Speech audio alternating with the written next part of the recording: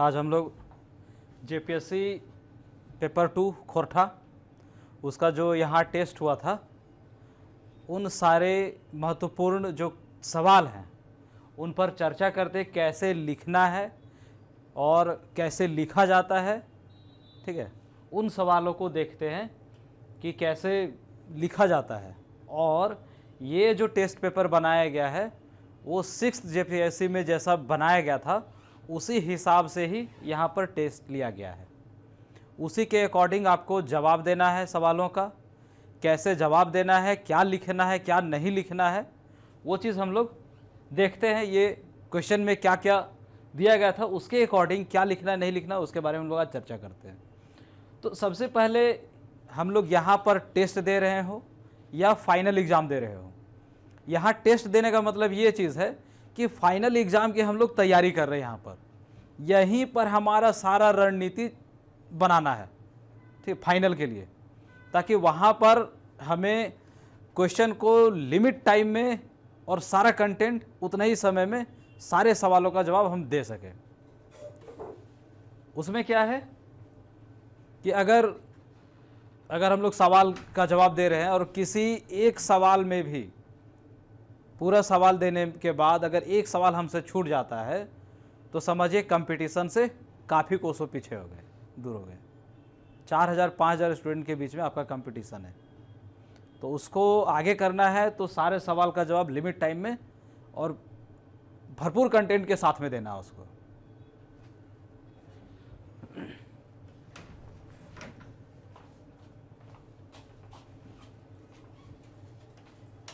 तो देखते हैं सबसे पहले फाइनल एग्जाम में क्या करना है। हमें एग्जाम में क्या करना है, क्वेश्चन का जो निर्देश दिया हुआ है उसको हम लोग पढ़ेंगे। इस सवाल में जो क्वेश्चन करा गया है या पूछा गया है उसका सबसे पहले ओवरऑल क्या निर्देश है, नहीं निर्देश है, उसको हम लोग पढ़ेंगे और उसको अच्छे तरीके से समझेंगे। ऐसा नहीं कि हम लोग इसको पढ़े नहीं और क्वेश्चन का जवाब देना हम लोग शुरू कर देंगे, तो पता चलेगा कि क्या लिखना है और क्या छोड़ना है वो फिर नहीं समझ में आएगा।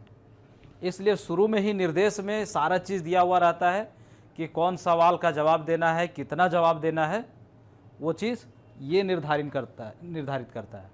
और ये निर्देश को पढ़ना एकदम बहुत ज़रूरी है।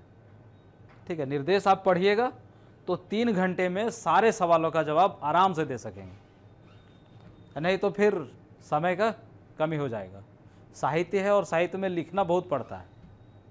ठीक है, तो उसी के अकॉर्डिंग लिखना है।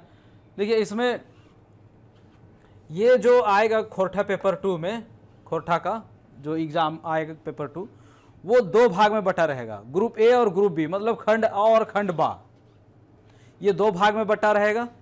और निर्देश में दिया गया है कि क्वेश्चन नंबर 1 और क्वेश्चन नंबर 5 वो सभी के लिए इंपॉर्टेंट है, वो सारे क्वेश्चन को जवाब देना ही पड़ेगा दोनों ग्रुप में। ग्रुप नंबर ए में भी क्वेश्चन नंबर 1 का जवाब देना है और ग्रुप बी में क्वेश्चन नंबर 5 का जवाब देना ही देना है, मतलब कंपलसरी है ये। उसके बाद जो बच जाएगा सवाल उसमें से कहा गया है कि दोनों में ग्रुप में से टोटल आपको 4 सवाल का जवाब देना है, 1 और 5 छोड़ के। उसके बाद 4 सवाल बचेंगे तो चारों सवाल का जवाब देना है। इसमें है शर्त क्या चीज़, वो चारों सवाल का जवाब दोनों खंड से देना, कम से कम एक खंड से एक सवाल का जवाब होना चाहिए। मतलब अगर ग्रुप ए से आप 1 सवाल दे रहे हैं तो उधर 3 दीजिए। ठीक है, अगर ग्रुप ए से 2 सवाल का जवाब दे रहे हैं तो ग्रुप बी से 2 दीजिए। अगर ग्रुप ए से 3 का सवाल दे रहे हैं तो उधर से 1 का जवाब दीजिए। ठीक है, लेकिन आपको क्वेश्चन नंबर 1 और क्वेश्चन नंबर 5 हर हाल में बनाना है, वो कंपलसरी सबके लिए, उसमें कोई ऑप्शन नहीं है कि नहीं बना सकते वो। ठीक है, ये तो हो गया दिशा निर्देश के बारे में, इसका निर्देश क्या कह रहा है नहीं कह रहा है उसके बारे में है। एक चीज़ और समझ लीजिए, इसमें कितना लिखना है नंबर के अकॉर्डिंग। ग्रुप ए में जो क्वेश्चन नंबर 1 है वो टोटल दिया हुआ है। इसमें क्वेश्चन नंबर 1 में दिया हुआ है कि हेठे उखरावल 7 सवाल में 5 सवाल एक जवाब दे। 7 सवाल है उसमें से 5 का जवाब देना है। पर सवाल का नंबर है 7 अंक का है, मतलब 35 नंबर टोटल का। तो उस हिसाब से ये सवाल का जवाब देना है, मतलब एक सवाल का कम से कम 3 पन्ने में जवाब देना है, ठीक है। वो तब जाके आपका 35 नंबर आएगा। ऐसा नहीं कि शुरू में 1 पन्ना लिखे, फिर आगे गए 3 पन्ना लिख दिए, फिर उसके आगे गए आधा पन्ना लिखे, फिर 1 पन्ना लिखे, फिर 1.5 पन्ना लिखे, वैसा नहीं लिखना है। एकदम एक कंटिन्यूटी बना लेना है कि हाँ हमको 3 पन्ना में ही इस सवाल का जवाब खत्म कर देना है। तो आप उसको समझिए कि एक औसत जैसा मान के चलिए कि हाँ कम से कम हमको 3 पन्ना में लिखना ही है, तब अच्छा रहेगा और कॉपी का सजावट भी बढ़िया रहेगा, उसमें नंबर भी कटेगा नहीं, मिलेगा जल्दी, ठीक है। बहुत कोई और क्या चीज़ है कि जैसे सवाल किया गया है, इसमें से जो भी सवाल होता है तो बहुत सारे जो स्टूडेंट हैं वो सवाल के अकॉर्डिंग जवाब नहीं देते हैं।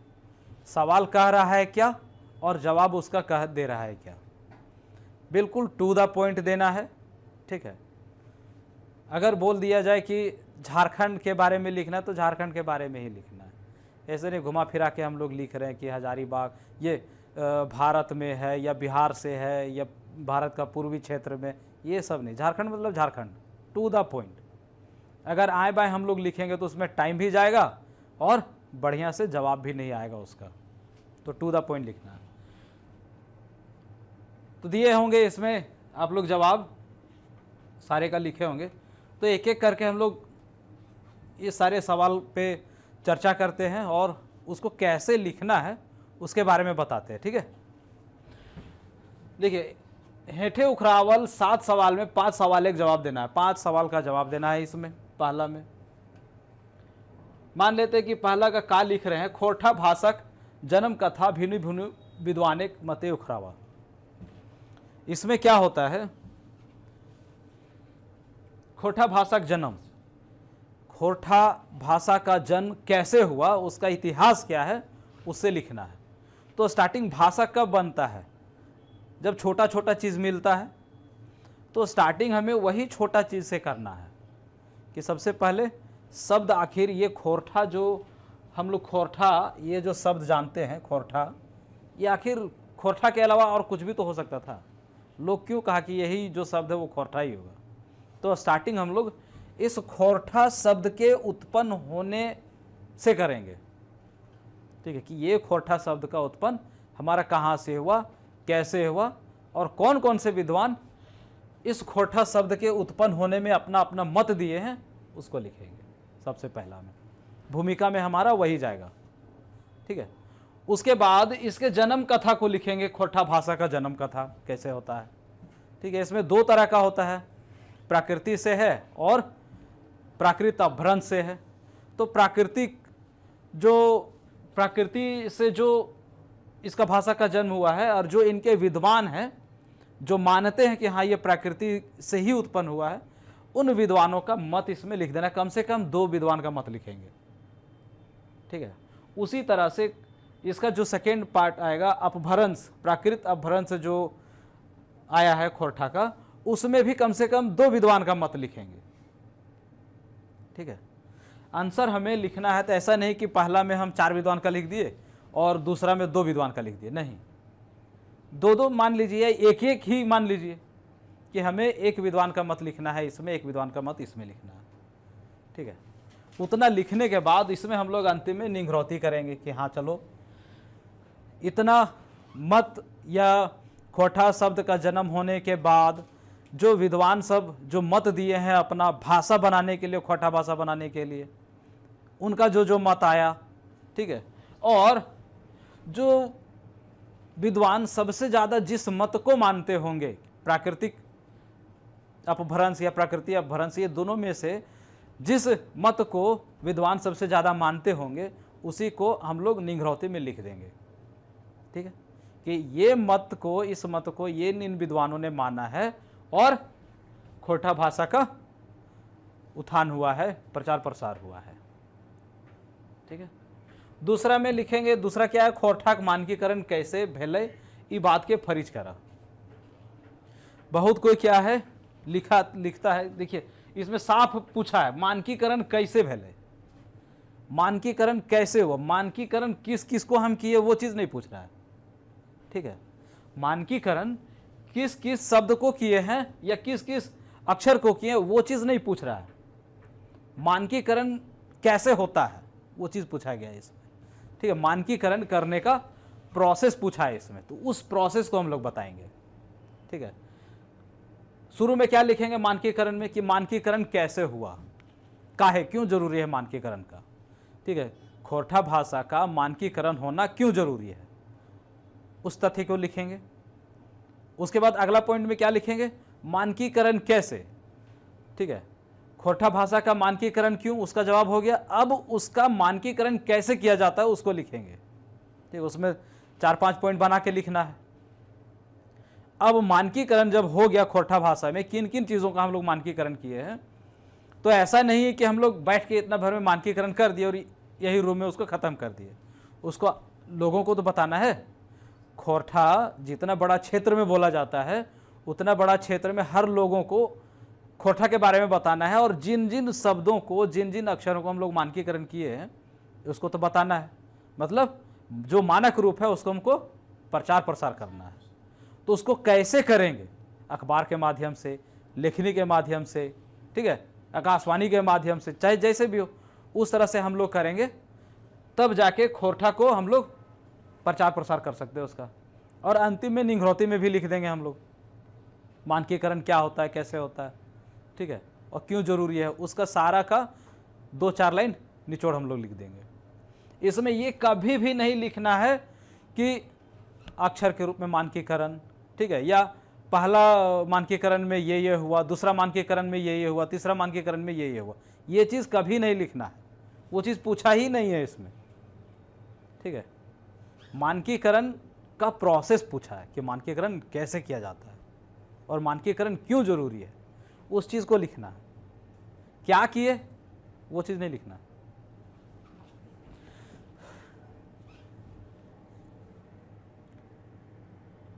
ठीक है, शब्द के स्तर में खोरठा आपन विशेषता है, ही बात के फरीज करा। शब्द के हिसाब से भी खोरठा का अपना विशेषता है कि नहीं। बहुत तरह का शब्द आ जाता है इसमें। तो सबसे पहले हम लोग चुनेंगे कि इसका भूमिका में हम लोग लिखेंगे कि खोरठा भाषा का, ठीक है, खोरठा भाषा का हम लोग कैसे उसका निर्माण हुआ। उसके बाद उस खोरठा भाषा में हम लोग शब्दों को कैसे जोड़े हैं, ठीक है, प्रत्यय देके, उपसर्ग देके, क्रिया, इसका जो चीज़ है वो सारे चीज़ों को हम लोग संकलित करेंगे इसमें। शब्द स्तरे खोरठा का अपन विशेषता है, ये बात के फरीज करना है। और यहाँ के खोरठा का जो शब्द स्तर है या इसका जो खोरठा का जो विशेषता है उसको भी अगर हम लोग विशेषता में अगर हम लोग लिखेंगे 4-5 लाइन, वो भी अच्छा होगा। ठीक है, आंसर के लिए। फिर देखिए घ में खोरठा साहित्य के काल विभाजन में डॉक्टर बी एन ओहदार के मत के उजागर करा। इसमें क्या किया है, या हम लोग जनरली क्या करते हैं, किनका मत का देना है, डॉक्टर बी एन ओहदार का। ठीक है, यहां पर एक साहित्यकार का मत देना है, ना कि हम लोग कहां से स्टार्ट करने लगते हैं, पानुरी जी से। ठीक है, उनका मत नहीं पूछा है, मत किनका पूछा है, डॉक्टर बी एन ओहदार का। तो उन्हीं के बारे में लिखना है कि खोरठा साहित्य का काल विभाजन उन्होंने अपने हिसाब से कैसे कैसे किया है। ठीक है, ये आधुनिक काल है, मध्यकाल है, फिर नावा युग है, विकास युग है, आधुनिक युग है, वो सब को कैसे कैसे बांटे हैं और उनमें कौन कौन से लोगों का मत दिया गया है और इनका क्या मत है, उसको हम लोग लिखेंगे। स्पेशली बी एन ओहदार जो है खोरठा साहित्य का जो काल विभाजन किए हैं अपने हिसाब से, उसी को लिखना है। ठीक है, 1700 ईस्वी के आसपास से करते हैं ये, तो वहां से लिखना है और अभी तक के आधुनिक युग तक लिखना है। ठीक है, ऐसा नहीं कि हम दूसरे के मत को इनमें शामिल कर रहे हैं, वो नहीं, इनका जो स्पेशली मत है उसी को लिखेंगे। बहुवचन बनवे खोटाई भाषा के आपन विशेषता है, पटदर देके फरिज करब। आसान सा सवाल है ये सब। बहुवचन, सबसे पहला क्या करेंगे, बहुवचन का मायने, उसका अर्थ बताएंगे हम लोग। वचन का अर्थ बताएंगे हम लोग कि वचन हम लोग किसको कहते हैं, वचन का मतलब क्या होता है, ठीक है। उसके बाद ग्रामेटिकली के रूप से हम लोग चलेंगे कि वचन का दो भेद होता है, एक वचन द्विवचन, दोनों का परिभाषा दे देंगे। उसके बाद हमारा सवाल क्या स्टार्ट होता है, बहुवचन बनवे खोटाई भाषा का आपन विशेषता। बहुवचन बनाने का जो प्रोसेस है उसको हम लोग लिखेंगे, ठीक है। बहुवचन बनाने का प्रत्यय है ना, 4 5 6 है, आइन है, वाइन है, वो सब चीज को हम लोग लिखेंगे। और सभी का जो आइन वाइन, ठीक है, ठो गो खिन ऋण गुलिन, ये सब है, उसको लिखेंगे और उसका कम से कम 2-2 पटतर देंगे, 2-2 उदाहरण देंगे, कम से कम 2, ज़्यादा दीजिएगा तो और अच्छा है, लेकिन कम से कम 2 लिखना ही है। उससे हमारा आंसर बहुत अच्छा होगा और टू द पॉइंट हो जाएगा, ठीक है। बहुत कोई इसमें क्या करता है कि पैराग्राफ वाइज लिखते जाता है, तो वैसे नहीं करना है, वैसे करने से कोई फायदा नहीं है, ठीक है। पॉइंट वाइज लिखेगा तो धड़ाधड़ नंबर आएगा। प्रत्यय माने कि खोटा प्रत्यय के भिन्नु भिन्न रूप के पटतर देके फरिज करा, इसमें भी है। भूमिका में हम लोग क्या लिखेंगे, पटतर के बारे में, प्रत्यय के बारे में, प्रत्यय है क्या चीज उसके बारे में हम लोग लिखेंगे। और हम लोग जानते हैं कि खोटा में ये जो प्रत्यय है, ये खोटा भाषा का अपना विशेषता है। इसमें जितना जैसे जैसा प्रत्यय है उतना किसी और साहित्यों में या किसी और भाषा में नहीं है। तो ये मान के चलिएगा, ये इस बार का हमको लगता है कि हिट क्वेश्चन होने वाला है, आएगा ही आएगा। क्या कि ये पिछले बार नहीं पूछा था, प्रत्यय माने की, प्रत्यय को एकदम इम्पॉर्टेंट समझना है, आ सकता है, क्या कि ये अपने खोटा का अपना, इसका अपना विशेषता है, ये यहाँ का खासियत है ये इसका प्रत्यय। तो इसी के बारे में लिखना है। सबसे पहले प्रत्यय के बारे में हम लोग बताएंगे, प्रत्यय क्या चीज़ है, 2 शब्द से बना है प्रत्यय और ऐसे बना हुआ है, ठीक है। और क्या बताएंगे कि ये हमारा अपना झारखंड का मेन विशेषता है, इसमें दूसरे शब्द को लेकर अपना प्रत्यय बना को उसको हम लोग अपना बना लेते, भूमिका में ये चीज़ लिख देना है। उसके बाद प्रत्यय में इसका जो अलग अलग रूप है बनाने का जो काम है, इसमें जो प्रोसेस है, जैसे कर्ता बोधक प्रत्यय, करण बोधक प्रत्यय, कर्म बोधक प्रत्यय है, ठीक है, स्त्री बोधक प्रत्यय है, काल बोधक प्रत्यय है, वचन बोधक प्रत्यय है। ये सारे प्रत्ययों को हम लोग एक एक करके लिखेंगे उसमें, और कम से कम 2 उदाहरण देंगे, ठीक है। कम से कम हम लोग 2 उदाहरण देना, 2 उदाहरण कम से कम देना है। 2 दीजिएगा तो आपका थोड़ा सा आंसर बढ़ा भी जाएगा और बढ़िया भी लगेगा देखने में। तो यही चीज लिखना है इसमें। अब ये देखो, ये वाला क्वेश्चन में आदमी को कंफ्यूजन होता है, जा नंबर क्वेश्चन में, खोटा भाषाएं झारखंडिक आन भाषक असर बतावा, ठीक है। समझिए क्वेश्चन क्या कर रहा है, इसको फिर से पढ़ना है। खोटा भाषाएं झारखंडिक आन भाषक असर बतावा, तोड़िए, खोटा भाषा, झारखंडिक आन भाषा, झारखंड का ही अन्य भाषा, अदर भाषा, ठीक है। बहुत कोई इसमें क्या लिख देता है, बांग्ला को लिख देता है, ठीक है, हिंदी को लिख देता है, तो वो चीज नहीं पूछ रहा है इसमें। झारखंड का खोटा से जो संबंधित भाषा है, ठीक है, सदानी भाषा है खोटा, तो सदानी परिवार में कौन कौन सा आ गया, खोटा आ गया, कुरमाली आ गया, नगपुरी आ गया, पंचपरगनिया आ गया, ये चारों में ही है ना ये झारखंड का आन भाषा। खोटा भाषा में झारखंड का आन भाषा, मतलब ये 2 का देना है। इसके ऊपर में क्या प्रभाव पड़ता है कि खोटा और नागपुरी भाषा में नागपुरी भाषा से खोटा भाषा पर क्या प्रभाव पड़ा, वो चीज पटतर देके हम लोग लिखेंगे, उसका उदाहरण देके लिखेंगे, ठीक है, उदाहरण भी दे देंगे। उसी तरह से कुरमाली भाषा का प्रभाव हमारे खोटा पर क्या असर करता है, उसका उदाहरण देके हम लोग लिखेंगे, ठीक है। और लास्ट में इसका हम लोग क्या देंगे, कंक्लूजन, निंघरौती। निंघरौती में क्या लिखेंगे, प्रत्यय हमारे खोटा भाषा का मुख्य विशेषता है, ठीक है, ये मुख्य विशेषता है, ये चीज लिखेंगे इसको, छोड़ना नहीं है। इससे आंसर, अरे प्रत्यय कहाँ चले गए हम हाँ, आन भाषा का प्रत्यय। तो ये खोटा भाषा है, झारखंड एक आन भाषा का है ना समझ में, कि इसमें लिखना है खोरठा और कुरमाली, खोरठा और नागपुरिया, ना कि खोरठा और बांग्ला और खोरठा और हिंदी, ये नहीं। ये अलग क्वेश्चन पूछेगा, वो सेपरेट बड़ा क्वेश्चन पूछेगा 10 नंबर का, पूछना होगा तो।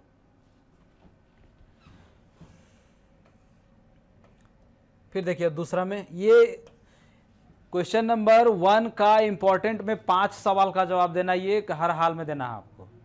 उसके बाद इधर में से कोई एक दीजिए या कोई 2 दीजिए या तीनों दीजिए। फिर आगे जाकर जो क्वेश्चन नंबर 5 होगा उसमें से 5 लिखना है। 6, 7, 8 में से कोई एक दीजिए या 2 दीजिए या तीनों दीजिए, ठीक है। टोटल मिला के आपको 150 नंबर का लिखना है। खोटा उपसर्ग और आन भाषा से अवल उपसर्ग के पहचान, कैर हिंगराई के लिखा। खोटा भाषा का जो उपसर्ग है इसका बहुत कम है, इसका अपना लिमिटेड है, बहुत ज़्यादा उपसर्ग है नहीं प्रत्यय की तरह पर, लेकिन जो भी है उसको लिखना है। और अन्य भाषा का मतलब क्या हो गया, हमारे झारखंड में हिंदी से आया है, उर्दू से आया है, और हिंदी और उर्दू से जो आया है उसके उपसर्ग को यहाँ लिख देंगे और उसका उदाहरण दे देंगे। ये हमारा आंसर कंप्लीट हो जाएगा। फिर उसी तरह से काल का लिखेंगे हम लोग। काल माने क्या, काल का हम लोग काल का मतलब बताएंगे, काल का परिभाषा लिखेंगे, काल में कितना भेद होता है, ठीक है। और काल का जो प्रत्यय है उसको लिखेंगे। और क्या पूछ रहा है हमारा, भूतकाल, उसमें तीनों काल का बताना नहीं है, केवल भूतकाल का ही बताना है। तो भूतकाल में जो होगा उसमें जो 6 उसका भेद है उसको लिखेंगे और एक एक उदाहरण दे देंगे या 2-2 उदाहरण दे देंगे और काल का विशेषता को लिख देंगे। आंसर कंप्लीट हो गया, ठीक है। लोक कथा केकरा कहल जाए, लोक गाथा महत्व और विशेषता के बतावा। सबसे पहले क्या लिखेंगे हम लोग, लोक कथा। लोक कथा का मतलब बताएंगे। भूमिका में हम लोग क्या लिखेंगे कि लोक कथा का मतलब क्या होता है, ठीक है। और लोक कथा का प्रवृत्ति क्या है, उसका वो लोक कथा आखिर होता कैसा है उस चीज के बारे में लिखेंगे। लोक कथा हमारा आया कहाँ से उसके बारे में लिखेंगे, ठीक है। और हमारे खोटा साहित्य में ये लोक कथा का प्रचलन कैसे हुआ उसको लिख देंगे। उसके बाद लोक कथा का क्या महत्व है उसको लिखेंगे अलग से, और उसका विशेषता अलग से लिखेंगे।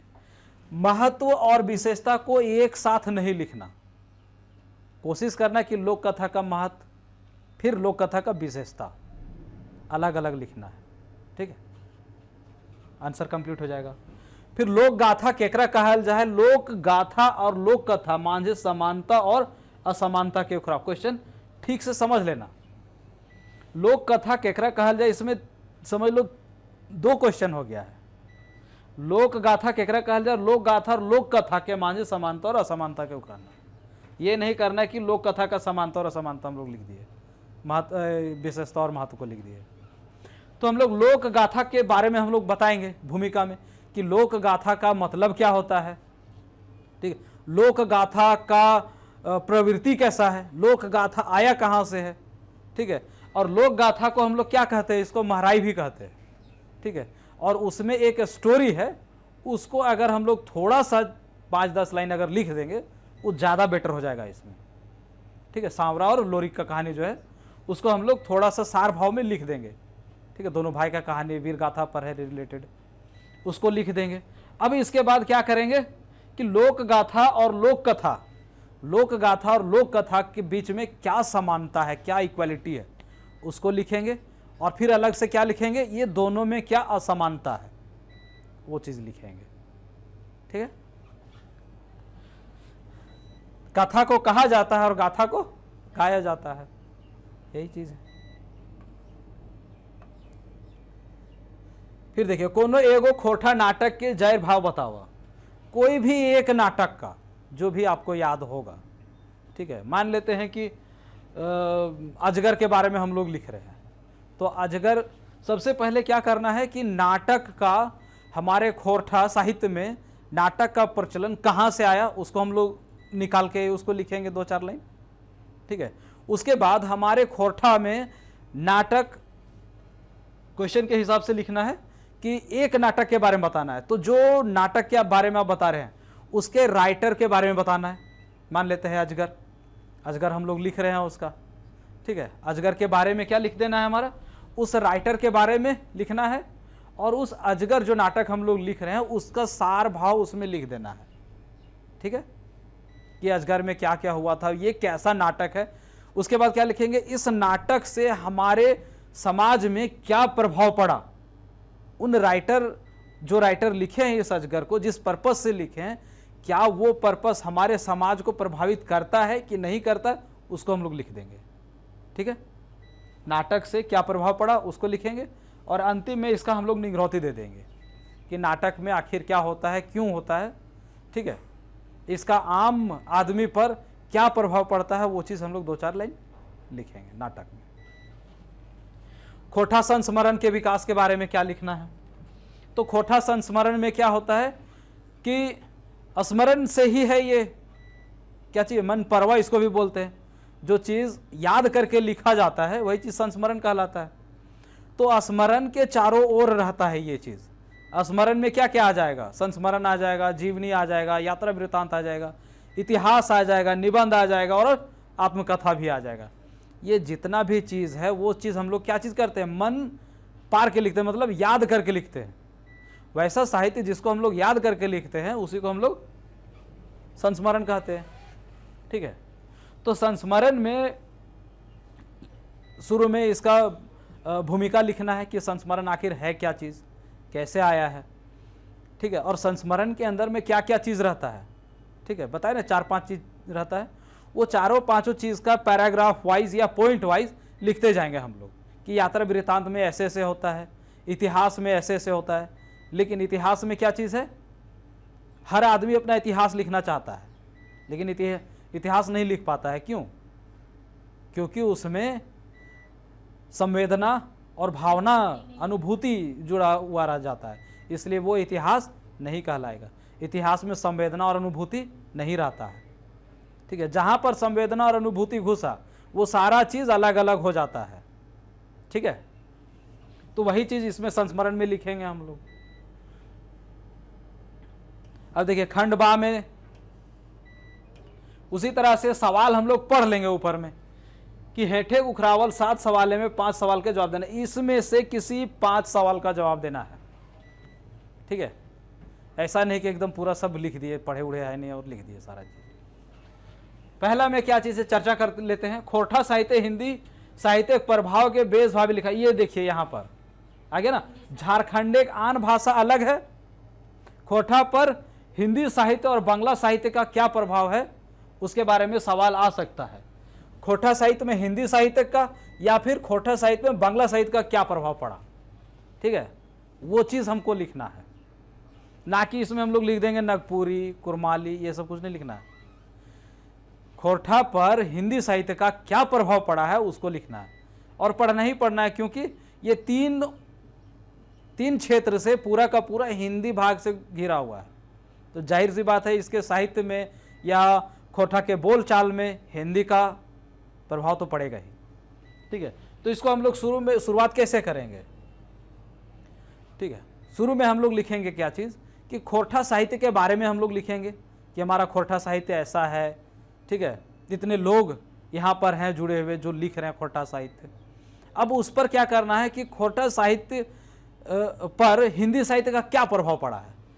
तो सबसे पहला क्या प्रभाव पड़ा है हम लोग देखेंगे क्या चीज़, साड़ा स्तर पर, मतलब उच्चारण के आधार पर हिंदी का प्रभाव पड़ा है, उसको लिखेंगे क्या क्या प्रभाव पड़ा है। उसके बाद शब्द के स्तर पर क्या क्या प्रभाव पड़ा है खोरठा साहित्य में, उसको भी लिख देंगे।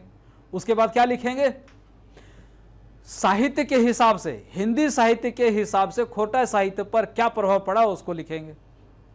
ठीक है, इतना पढ़ने के बाद खोरठा साहित्य जो है वो क्या हिंदी साहित्य पर प्रभाव हिंदी साहित्य को प्रभावित करता है कि नहीं करता, उसको भी लिख देंगे। और अंतिम में हम लोग क्या लिखेंगे, निगरौती। ठीक है, कैसे आखिर खोरठा साहित्य पर हिंदी साहित्य का प्रभाव पड़ा वो चीज़ लिख देंगे हम लोग। ठीक, क्या प्रभाव पड़ा थोड़ा सा।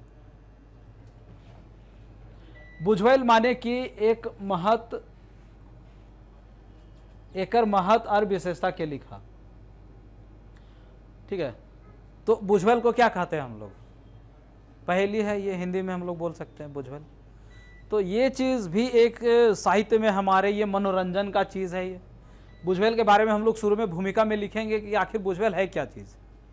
ठीक है, तो मनोरंजन का एक है साहित्य साधन है हमारे साहित्यों में, उसका उदाहरण दे देंगे बुझवेल में। हाँ, इस टाइप का बुझवेल है हमारे खोरठा साहित्य में। बुझवेल का हम लोग उदाहरण, ये बुझवेल का हम लोग भेद लिखेंगे कि कैसा कैसा बुझवेल हो सकता है।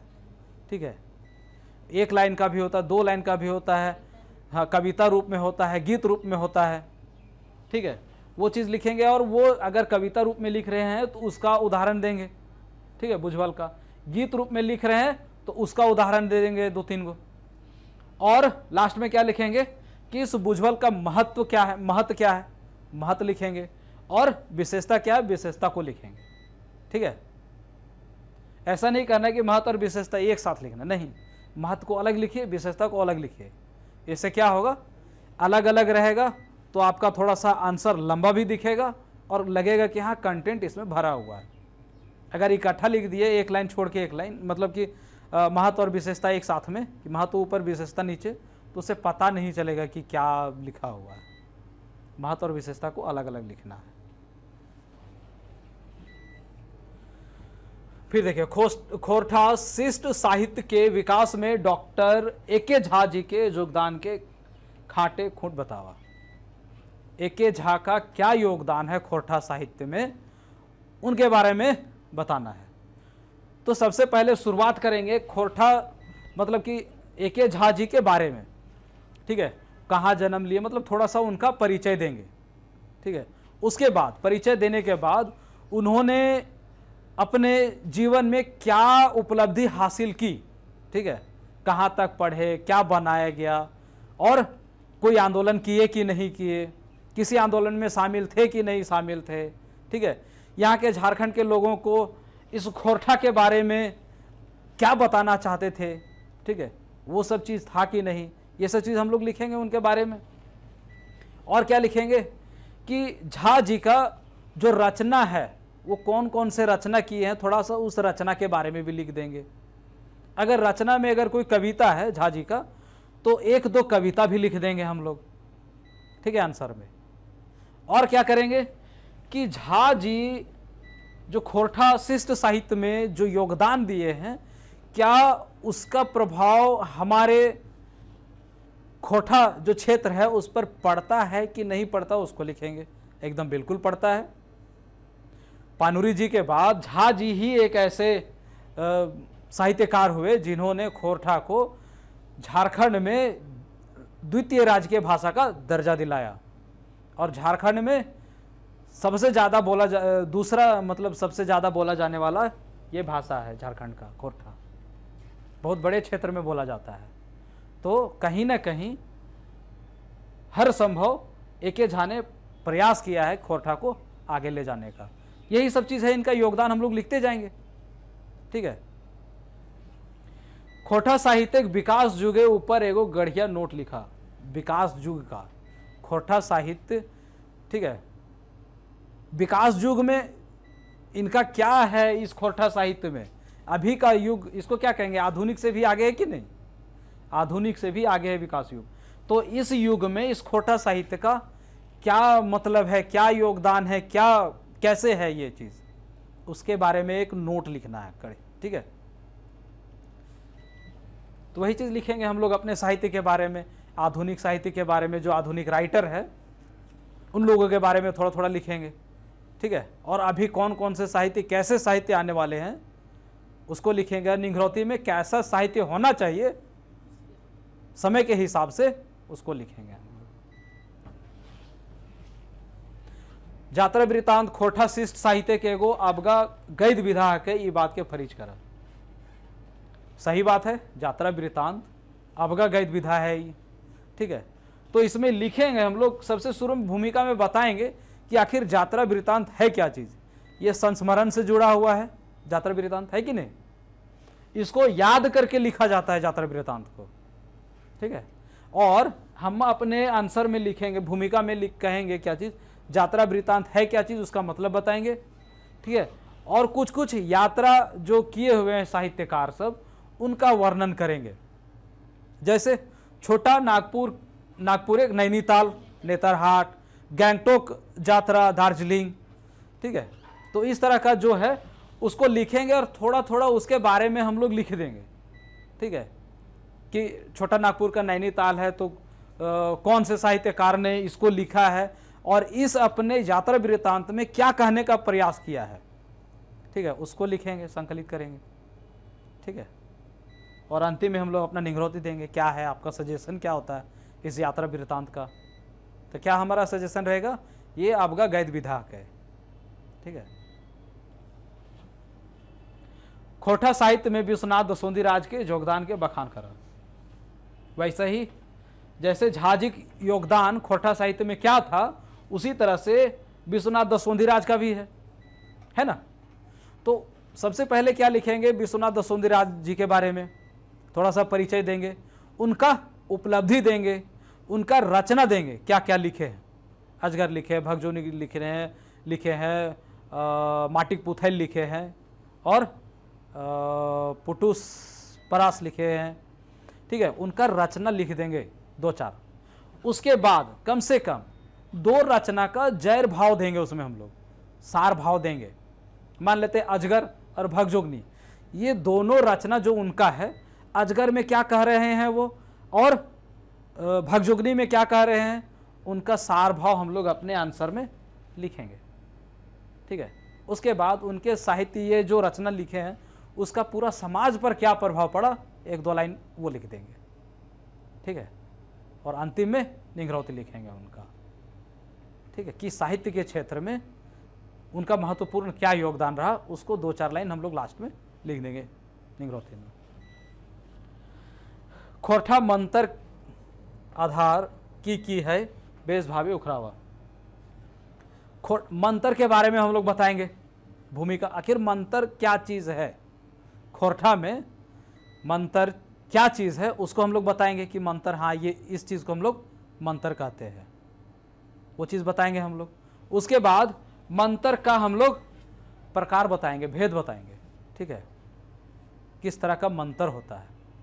भेद बताने के बाद इस मंत्र का टवान, मतलब कहां कहां से ये हम लोग मंत्र, ये मंत्र है, इस चीज की जानकारी हमें कहां से मिलती है उसके बारे में लिखेंगे, ठीक है। बौद्ध ग्रंथों से भी मिलता है कि नहीं, हिनयान महायान से मंत्र के बारे में, तो उसके बारे में चर्चा कर देंगे हम लोग कि मंत्र का टवान कहां से है, ठीक है। मंत्र का भेद, और मंत्र का जो भेद लिखेंगे हम लोग, उसमें 3 तरह का मंत्र होता है बेसिकली। क्या क्या रहता है, विष भगाने का मंत्र रहता है, भूत भगाने का मंत्र रहता है और डायन भगाने का मंत्र रहता है। याद है तो मंत्र लिख दीजिए, ठीक है। और इसका खोरठा, इसका हम लोग निगरानी लिखेंगे। क्या चीज लिखेंगे, मंत्र एक प्रकार से हमारे खोरठा साहित्य में काना पतियार के बढ़ावा देता है ना, यही चीज हम लोग लिखेंगे इसमें। फिर देखिए, हेठे दियल कोनो 2 विषय पर छोट खाट निबंध लिखा। ये दोनों में से कोई, मतलब 4 में से कोई 2 पर लिखना है, और अपना खोरठा में ही लिखना है, हिंदी में नहीं लिखना है, ठीक है, खोरठा में ही लिखना है। तो सरहुल परब हो गया खोरठा के, ये खोरठा भाषा में सरहुल परब को लिखना है, बहुत आसान है, लिख सकते हैं, ठीक है। सबसे पहले सरहुल परब के बारे में बताएंगे कि सरहुल परब क्या है, कब मनाया जाता है, कैसे मनाया जाता है। सरहुल परब 3 चरण में मनाया जाता है, ठीक है। रुसा होता है, सरना पूजा होता है और फूलखोसी होता है। फिर क्या कहेंगे, सरहुल परब का महत्व क्या है उसको लिख देंगे। सरहुल परब और नया साल से क्या संबंध है उसको लिखेंगे। सरहुल पर्व और खेती बाड़ी से क्या संबंध है उसको लिखेंगे, और अंतिम में निगरानी लिखेंगे। ये सरहुल परब और निगरानी में क्या लिखेंगे, ये हमारा मतलब क्या चीज़ है, माटी से संबंधित है यहाँ का, ठीक है। प्रकृति से संबंधित है ये चीज़ सरुल पर्व, ठीक है। ये हमारे प्रकृति को दर्शाता है, झारखंड में खोरठा क्षेत्र के प्रकृति को दर्शाता है। ये सब चीज़ हम लोग निंग्रौती में लिखेंगे, ठीक है। इसमें झारखंड में कोरोना बीमारी और तकर समाधान के उपाय अभी लेटेस्ट है, हो सके पूछ दे, ठीक है।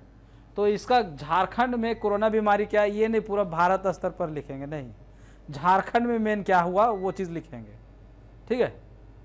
पूरे भारत स्तर पर नहीं लिखना है, झारखंड में मेन कैसे हुआ, क्या हुआ, उसका समाधान कैसे किया यहाँ का गवर्नमेंट, उसको लिखना है। जल संकट और तकर समाधान, ठीक है। ये जल संकट को आप बृहद रूप में लिख सकते हैं पूरा विश्व स्तर पर, ठीक है, कि जल का संकट क्या है, कैसे हुआ, ठीक है। अभी जल का स्थिति क्या है, संकट, अगर जल संकट हो गया है तो उसका कारण क्या है और उसका समाधान क्या है, उसको लिखेंगे। बेटी बचाओ बेटी पढ़ाओ ये एक प्रकार से योजना है, इसको लिख देना है, सभी को जानते हैं कैसे लिखना नहीं लिखना, लेकिन पॉइंट वाइज लिखेंगे, 1 2 तीनों में ये हम लोग पॉइंट वाइज लिखेंगे, पैराग्राफ नहीं लिखेंगे। पॉइंट वाइज लिखने से क्या होगा कि एग्जामिनर को बढ़िया से दिखेगा और बढ़िया से उसको लगेगा कि हाँ जानकार है और लिखा बढ़िया है। ये सब में पॉइंट वाइज ही लिखना चाहिए, ठीक है। फिर देखिए,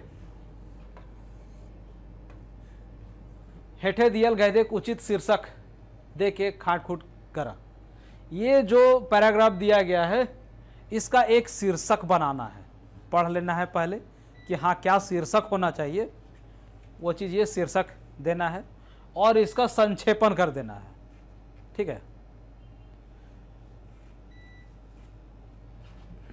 संक्षेपण मतलब छोटा कर देना है इसको, 1/3 जितना भी होगा उसको 3 से डिवाइड कर देना है, ठीक है। जो आएगा उतना शब्द में आपको लिख के बता देना है और प्योर खोरठा में लिखना है, ठीक है। फिर देखिए ये अनुवाद करना है खा में, ये 2 ही 3 लाइन है, इससे हो सकता है और ज़्यादा आ जाए अनुवाद करने के लिए, 10 नंबर का क्वेश्चन रहेगा, तो ये टेस्ट के हिसाब से यहाँ दिया गया है, लेकिन 10 नंबर का सवाल है तो हमको लगता है कि एक पैराग्राफ तक आ सकता है, ठीक है। तो इसका खोरठा अनुवाद करना है। अब आप इसमें लिख सकते हैं कि 2010 में कौन कौन से वर्ड का मानकीकरण किया गया था, ठीक है, उसके हिसाब से आप लिख सकते हैं। जो रहता था ना, जैसे क्रम हम लोग कैसे लिखते थे हिंदी में, क्रम, ठीक है, उसका भी मान्यता दे दिया गया। ऊपर में जो रा लिखा जाता था कर्म, अब उसका भी मान्यता दे दिया गया है, तो उस हिसाब से आप इसको लिख सकते हैं, ठीक है। खोरठा अनुवाद करना है। और ये वाला क्वेश्चन तो सबसे अच्छा रहेगा इस टाइप का, ठीक है। पैराग्राफ जो रहता है, हेठे दियल गेल अनुच्छेद पढ़ के तीनों सवाल एक जवाब दा, तीनों सवाल के जवाब देना है। इसमें हमने लिखा है, इसमें हमने दिया कौन सा, विवेक और शेखर, किसका कहानी है ये, चाबी काठी नहीं, चाबी काठी का ही होगा, ठीक है, जो भी कहानी होगा उसमें। देखिए यहाँ पर क्या चीज़ है, विराट कैसन आदमी है, हाँ हाँ, विराट कैसन आदमी है और वो विवेक से काहे ले झगड़ा कर ले, ठीक है। तो एक सवाल को तो आदमी जवाब लिख दिया, इसमें 2 सवाल है, खा में 2 सवाल है, कैसा आदमी और क्यों झगड़ा किया। तो कैसा आदमी है, जरताहा आदमी है।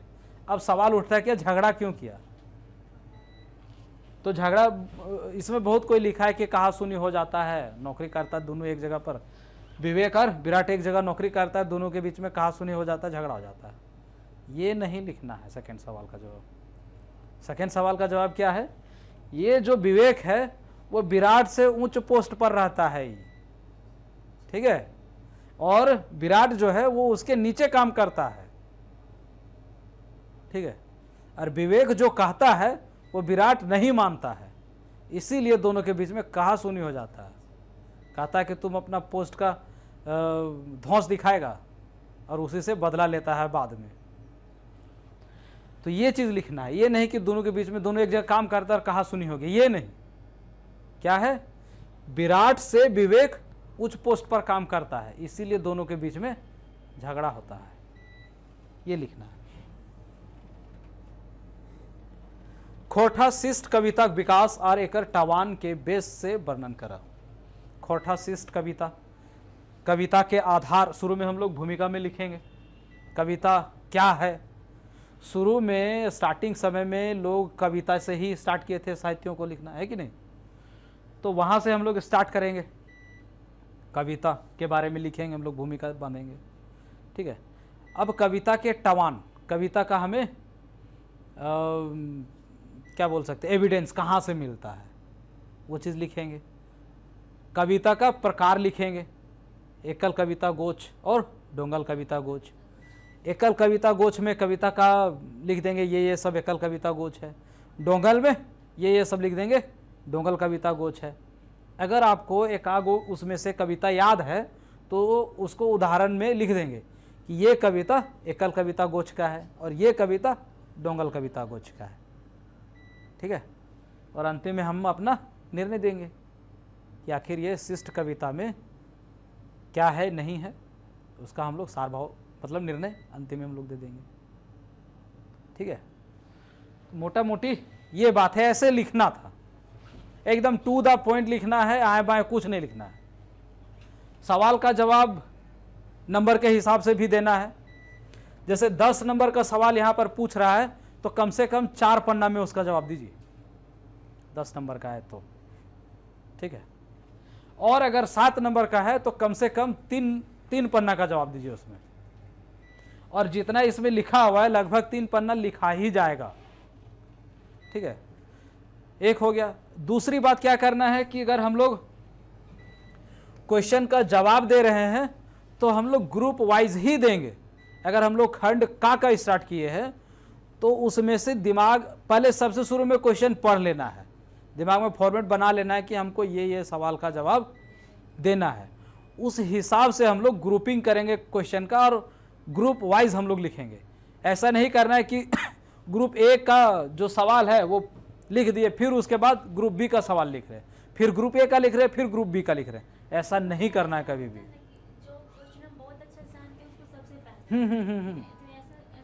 एकदम ऐसा ही लिखना ही है लेकिन ये चीज़ बांट लेना है दिमाग में कि हमारा ग्रुप में, इस ग्रुप में सबसे बढ़िया सवाल जो सबसे पहले आएगा उसको लिख देना, ठीक है। इधर तो दिया हुआ है ग्रुप बी में, तो ये तो सबसे आसान है, तो सबसे पहले हम लोग इसी को उठाएंगे, तो इसमें देख लेंगे और सबसे पहले वो हम लोग को पढ़ लेना निर्देश क्या कह रहा है, ठीक है।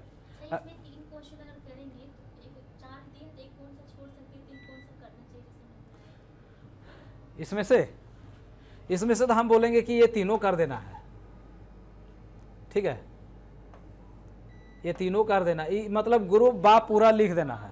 और उधर ग्रुप ए में जो क्वेश्चन नंबर 1 है वो तो पूरा लिखना है। अब बच गया 3, वो तीनों में से जो आसान लगेगा,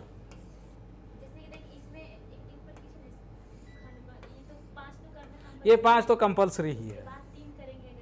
हाँ हाँ, ये तीनों समझ लीजिए कि लिख दिए हम, ठीक है। उसके बाद आएंगे हम लोग यहाँ खंड का में। खंड का में जो क्वेश्चन नंबर 1 है कंपलसरी करना है। उसके बाद देख लेंगे 2, 3, 4 में से, ठीक है, जो सबसे ज़्यादा बढ़िया आता होगा उसी को हम लोग लिखेंगे। एक ठो क्वेश्चन, एक ठो का मतलब क्या है, का और खा।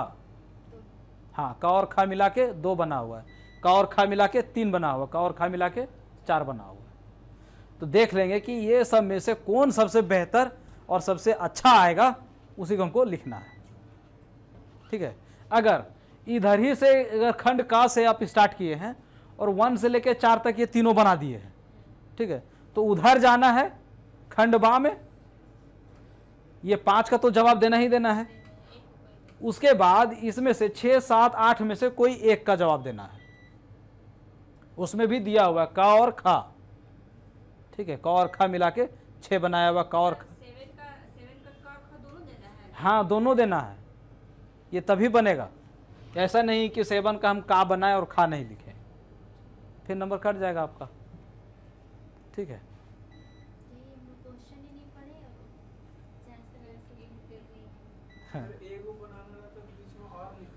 हाँ, अगर एक बनाने वाला रहता तो और लिखा हुआ रहता कि हाँ दोनों में से कोई एक, लेकिन ऐसा नहीं है, का और खा बना के दिया गया है।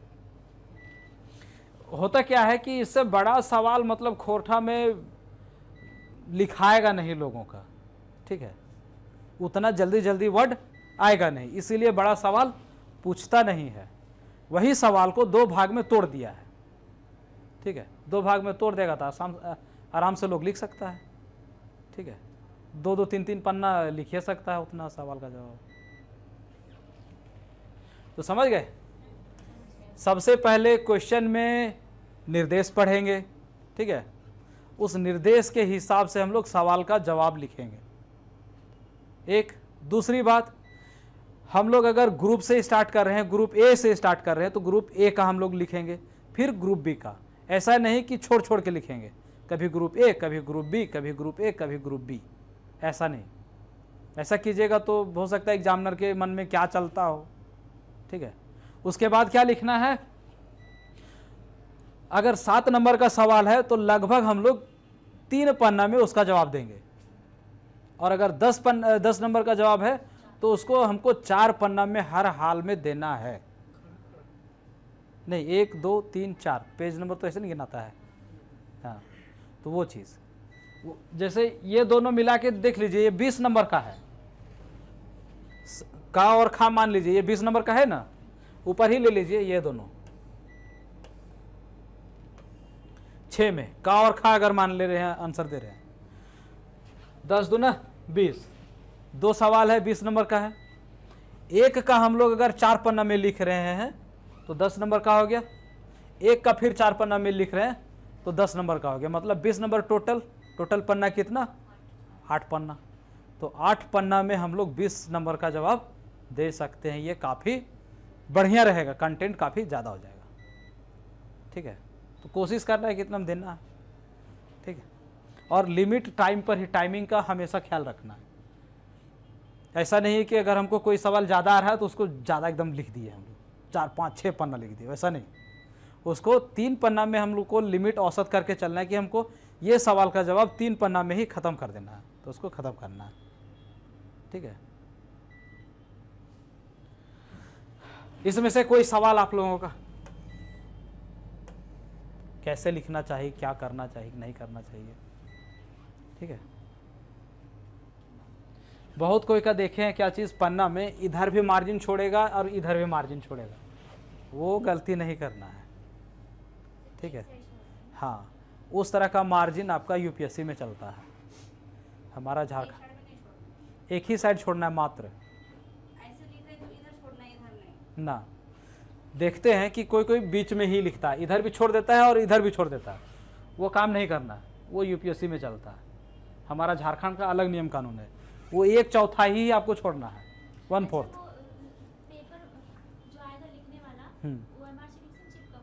हाँ, मोड़ सकते हैं, मुड़ेगा, मुड़ जाता है, ठीक है।